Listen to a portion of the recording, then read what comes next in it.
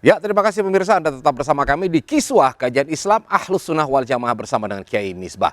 Baik, saya akan mengundang tamu kita pada hari ini. Beliau adalah seorang mubalik. Langsung saja saya akan mengundang Kiai Haji Zuhri Yakub. Silakan, Kiai.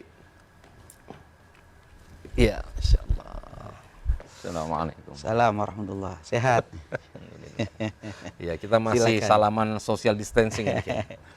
Silakan. Ya, baik, alhamdulillah. Terima kasih Kiai Zuhri udah hadir nih bersama dengan kita. Ya, kita tadi membicarakan bagaimana sih orang itu yang memiliki sifat yang suka curiga sama Allah. Nah, sebenarnya kita pengen tahu, Kiai. Kalau tadi kan Kiai Misbah sudah menyampaikan beberapa hal penting. Nah, kemudian apa sih sebenarnya pengaruhnya terhadap orang kalau seandainya orang ini selalu memiliki prasangka yang nggak bagus sama Allah gitu. Kepada diri orang itu ada feedback, ada hal yang nggak baik ya nggak? Ya, itu pasti. Pasti akan timbul keburukan buat diri dia. Karena dalam hadis qudsi sudah dinyatakan bahwa ana inda zanni abdi bi. Aku, kata Allah, tergantung persangkaan hamba kepadaku. Artinya kalau dia bersangka baik, maka kebaikan yang akan dia dapatkan. Tapi kalau buruk, dia akan menuai keburukan. Jadi apa yang ada di dalam benak pikiran kita sesungguhnya itu menimbulkan energi. Ada energi yang positif, energi, dan itu semua akan kembali kepada si pelaku. Makanya itu dipentingkan hidup ini harus selalu optimis dan husnuzon. Iya. Buang hal-hal yang negatif, unsur-unsur negatif pada diri kita. Termasuk persangkaan, berburuk sangka baik kepada Allah maupun kepada manusia. Jadi apa yang kita lemparkan itu akan kembali kepada diri kita. Iya, iya, iya. Jadi efeknya juga kepada orang itu menjadi yang tidak baik ya. Gitu Kiai Misbah ya. Iya. Jadi pada prinsipnya secara umum itu Mas Agus, Kiai Zuhri, man amila sholihan fali nafsih ya. Kalau kita berbuat baik ya untuk diri kita. Tapi sebaliknya waman asaa fa 'alaiha. Kalau kita berbuat jahat, termasuk pikiran jahat, pikiran negatif, fa 'alaiha, maka negatifnya juga akan kembali kepada diri kita. Termasuk juga kalau tadi kita berbicara dalam hubungannya kita dengan Allah. Kita juga berhubungan dengan manusia juga harus mengedepankan husnudzon. Berbaik sangka, jangan berburuk sangka. Karena kalau kita berburuk sangka itu perlambang perilaku kita. Kalau saya suudzon kepada Kiai Zuhri, biasanya kelakuan saya memang jelek. Kalau saya suka menyangka jelek kepada Mas Agus, perilaku saya memang jelek. Iya, Dan itu iya, dikatakan sama ulama itu, idza sa'a fi'lul mar'i sa'at dhununuhu wa saddaqa ma ya'taduhu min lawazimi. Kalau kelakuannya jelek, sangkanya jelek gitu. Kalau kelakuannya baik, maka sangkanya baik. Jadi kebiasaan yang ada dirinya itu akan berbuah. Karena itu kalau kita sangkanya baik kepada Allah, insya Allah akan menghasilkan kebaikan, katanya Kiai Zuhri tadi. Ya, ya. Tapi sebaliknya kalau kita suudzon kepada Allah, termasuk kepada makhluk, kita akan menuai kejelekan. Nah, terus kemudian gini Kiai Zuhri, kadang-kala kan orang merasakan gitu, bagaimana saya harus berprasangka baik gitu, sedangkan hidup saya aja selalu dalam kondisi yang sulit gitu, untuk memunculkan perasaan berbaik sangka itu rasanya tidak ada, tidak ada kesempatan gitu untuk ya memang baik karena selama ini mungkin sering mengalami permasalahan dalam hidupnya. Nah, sebenarnya bagaimana kita itu kemudian membangun energi positif yang seperti yang Kiai sampaikan tadi? Ada dua dalam hal ini dijelaskan di dalam kitabnya Syekh Ahmad Zaini Dahlan, Takribul Usul, Litashilul Usul, Lima'lifatillah war Rasul, itu bahwa untuk mempermudah seseorang berbaik sangka itu yang pertama adalah kemampuan dia untuk melihat segala kenikmatan-kenikmatan yang telah Allah berikan kepadanya dari lewat itu. Karena betapa baiknya Allah kepada kita manusia. Kita hidup lahir tanpa meminta, Allah berikan kita kehidupan. Dan ya kehidupan itu termasuk lengkap dengan segala fasilitas dan sarana kehidupan. dibandingkan dengan kesulitan hidup atau persoalan hidup, sesungguhnya keluasan dan kenikmatan hidup jauh lebih besar kalau dia mau melihat itu. Kalau dia sakit sedikit saja, dia akan merasakan betapa nikmatnya sehat, kan baru kelihatan sehat itu enak. Selama ini sehat juga bertahun-tahun, puluhan tahun dia sehat, hanya sakit 1 bulan aja seolah-olah penderitaan nempel di diri dia. Lah kalau dia hanya melihat di sisi negatifnya itu, disitulah dia tidak akan pernah bisa berhusnuzan kepada Allah. Iya. Yang kedua, dia harus melihat sifat-sifat Allah. Allah itu harus wa ya'taqid, dia harus meyakini annallaha la yuridu bihi illa khairan. Dia mesti meyakini bahwa Allah itu tidak pernah menghendaki untuk dirinya kecuali kebaikan. Tadi sudah disebut ayatnya, wa mallahu yuridu zulmal lil ibad. Allah sama sekali tidak akan pernah menganiaya hambanya. Maka ketika mendapatkan nikmat ataupun musibah, dia harus melihat dari sisi positifnya semua. Jangan hanya nikmat saja melihat dari sisi positif. Bahkan juga kadang-kadang dapat nikmat, dia tidak melihat itu pemberian Allah, dia merasa itu hasil dia. Iya. Nah, ketika dapat musibah baru dilihat bahwa dia Tuhan tidak sayang sama dia. Iya, iya. Nah, maka ada 2 jendela pandang sebenarnya. Ada jendela pandang kaum khos namanya, al-khosa, dan orang-orang yang sifatnya umum. Kalau orang khos itu ya melihatnya dari sisi 5 huwa fihi minan nu'ud al-aliyah, bahwa Allah itu memiliki sifat-sifat yang tinggi. Itu orang-orang khos melihatnya seperti itu.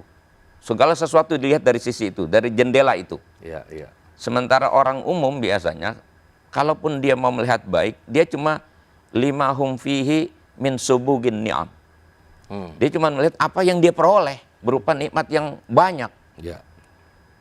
Nah, ketika dapat musibah, dia menganggap Tuhan tidak berpihak kepada dia. Tapi ketika dapat nikmat, dia merasa tidak ada Tuhan di situ. Iya, iya. Iya. Ini persoalannya. Nah, kemudian ada sisi lain, kesalahan juga kita seringkali memahami bahwa musibah atau persoalan-persoalan hidup itu bisa sangat dimungkinkan oleh lihawanin nas, karena perilaku manusia yang hina. Iya. Tidak seperti itu juga sebenarnya. Bisa saja berlaku orang-orang yang sudah tersesat segala macam, dibiarkan saja.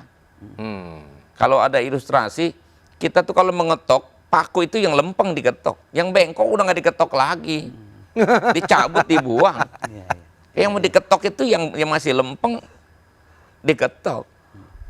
Jadi dari sisi ini, ketika kita mendapatkan ujian, sesungguhnya bentuk kasih sayang Allah. Bisa nggak kita ngelihat di situ? Iya, iya, iya. Masya Allah. Nah, terus tadi mungkin sedikit deh, kalau bisa sama Kiai Misbah juga diperkaya. Saya menarik ketika pandangannya adalah pandangan yang orang yang khusus sama yang umum. Nah, sebenarnya siapa sih orang yang tergolong? Apakah yang orang yang khusus itu hanya para kiai dan alim ulama? Nah, ini bagaimana melihatnya? Apakah orang yang kelihatannya bukan yang biasa-biasa aja bisa juga menjadi orang yang memiliki kekhususan? Mas Agus, Kiai Zuhri, ini kita ingin menyampaikan perilaku seseorang itu ya karena ilmunya. Ya. Sehingga mengapa kemudian kita mengadakan kajian Islam Ahlus Sunnah wal Jamaah semacam ini. Ya. Agar perilaku kita itu dipengaruhi oleh ilmu kita. Sehingga tadi kalau kita sudah sadar bahwa ternyata ketika Allah Subhanahu wa taala memberikan sebuah hal yang negatif oleh pandangan kita ya. Apakah miskin, bangkrut, sakit, itu kan negatif menurut pandangan kita. Tetapi kalau kita melihat dengan pandangan kasih sayang Allah, dengan pandangan kesempurnaan Allah, tadi disebutkan Allah muttasifun bikulli kamal. Sebenarnya Allah itu zat yang maha sempurna. Ya. Jadi kalau kita melihat kenapa Allah memberi sakit, banyak hikmah yang bisa kita ambil. Misalnya karena Allah menginginkan ketika kita menghadap Allah, kita bersih, tidak mempunyai dosa. Kan begitu Pak? Karena bagaimanapun juga Allah menginginkan kita menghadap kepada Allah dalam keadaan bersih. Ya. Dan di antara yang membersihkan dosa adalah dengan cara dikasih kesusahan. dikasih kesedihan, dikasih sakit. Lah itu bagaimana kita bisa memandang itu? Ya ngaji, kan begitu kan? Ya, ya. Karena itu saya sampaikan, kadang-kadang al-man'u ainul ato. Tidak dikasih sama Allah, mungkin dalam bentuk sakit, miskin, bangkrut, kalah dan sebagainya. Kadang-kadang itu adalah bentuk pemberian Allah dan kasih sayang Allah Subhanahu wa taala. Lah ini yang harus kita tanamkan. Memang Mas Agus Kiai Zuhri tidak semudah yang kita omongkan ya. Namun demikian harus dilatih nih Mas Agus. Iya, iya. Sehingga nanti menjadi karakter. Bahwa ketika kita mendapatkan sesuatu yang tidak nyaman, bisa kita berhusnudzon, tidak curiga kepada Allah Subhanahu wa taala. Nah, jadi kalau Kiai Zuhri melihatnya apa? Apakah orang yang khusus itu dia dengan dia banyak belajar akan muncul, akan masuk kepada golongan orang-orang yang seperti yang Kiai sampaikan tadi? Ya, itu seiring sejalan sebangun dengan serapan ilmu yang dia dapatkan. Ya. Itu artinya memang manusia kemudian membangun mindsetnya berdasarkan ilmunya. Mindsetnya itu kan yang penting. Itu yang paling penting. Ilmu lagi lah, kembali pada ilmu juga kan. Mindset itu dipengaruhi oleh ilmu pengetahuan dia. Ya. Nah, makanya ulama contoh lain ya di ayat Quran itu ada ayat wa asbago alaikum ni'amahu zahiratan wa batinah. Di situ saja ni'amahu yang zahira nggak usah dibicarain lagi lah, yang jelas itu semua real. Yang batinah justru ditafsirkan oleh ulama di situ itu al-balaya wal mihan. Nikmat Allah yang batin itu salah satu apa? Musibah itu nikmat sesungguhnya, karena lewat musibah banyak orang disadarkan. Lewat pendekatan ujian justru Allah akan meningkatkan kualitas keimanan dia. Walaupun ujian itu terjadi karena kesalahan orang itu sendiri. Kalau kesalahan dia itu bentuk kasih sayang Allah untuk memperingatkan dia supaya kembali ke jalan yang benar. Tapi untuk hamba-hamba yang sedang menuju ke jalan Allah, as-salik al-murid, orang yang sedang konsen menuju kepada Allah dengan menjauhkan segala hal yang dilarang, dia fokus jalan itu, tapi kemudian bertubi-tubi musibah yang dialami, itu ujian sesungguhnya untuk menaikkan kelasnya. Jadi memang ada yang untuk diberikan sedikit rasa ya, agar dia kembali, bahasa orang Betawinya dijewer gitu. Dikasih tahu. Ada yang memang diuji karena biqadri dinihi di sana katakan. Ya. Innal abda yubtala biqadri dinihi. Hamba itu diberikan bala seukuran imannya. Berarti semakin tinggi kualitas imannya, semakin berat ujiannya. Makanya para nabi itu paling tinggi ujiannya, paling berat cobaannya. Maka bagi kita ketika mendapatkan ujian bertubi-tubi, bersemangatlah dan optimislah. Barangkali kita orang dipilih oleh Allah untuk mencapai makom itu. Di situ mindset yang harus kita munculkan. Masya Allah. Ada lagi Mas Agus, Kiai Zuhri, bahwa ketika kita diberi kesusahan, ya, kesulitan, kebangkrutan, kekalahan, ya, itu dalam rangka untuk membersihkan dosa tadi. Jadi begini, kita ini kadang-kadang hidup kita sulit, ruwet. Kenapa ini terjadi? Oleh sebab dosa. Maka ketika diberi kerutan, sedangkan kita nggak pernah baca istighfar, nggak ada amal soleh yang dapat melebur dosa-dosa kita, maka Allah itu kasih apa? Kasih kesulitan hidup. Lah kesulitan hidup itu maknanya tadi itu sebenarnya adalah bentuk pemberian dari Allah Subhanahu wa taala. Agar tujuannya apa? Agar tujuannya kita ini menghadap Allah nanti dengan keadaan bersih. Masya Allah. Ini kalau kita mampu melihat itu, subhanallah, tidak ada sesuatu yang negatif di dunia ini. Iya. Kalau dicubit sama kekasihnya, bukan berarti dia tidak sayang, tapi justru sayang. Bagaimana memandang cubitan itu sebagai bentuk kasih sayang? Ini harus ada ilmunya. Masya Allah. Barangkali sering dicubit juga Kiai. Baiklah pemirsa, sungguh sangat luar biasa ya. Ini pembekalan buat kita semua. Tadi yang Kiai kita sampaikan bahwa ketika kita ingin menciptakan perasaan yang khusus kepada Allah, maka kita harus pandai untuk memaknai rasa syukur kita terhadap apa yang Allah berikan.